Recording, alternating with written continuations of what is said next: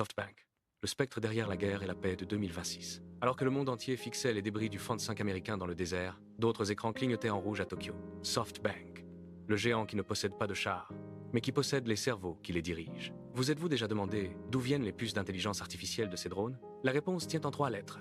ARM, l'entreprise contrôlée par SoftBank. En 2026, la guerre n'est plus une affaire de munitions, mais de puissance de calcul. Lorsque l'avion furtif est tombé, ce n'était pas seulement une défaite militaire, c'était un séisme technologique pour les entreprises du Vision Fund. Une guerre totale signifierait l'effondrement de l'empire numérique de Masayoshi Son.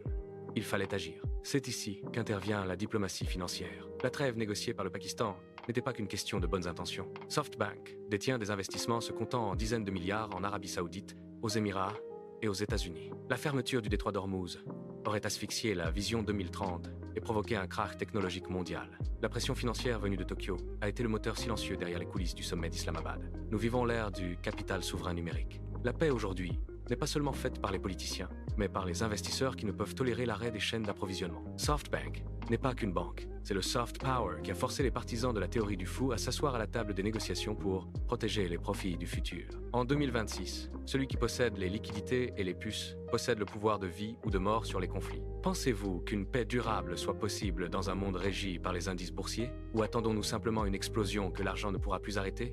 Donnez votre avis en commentaire.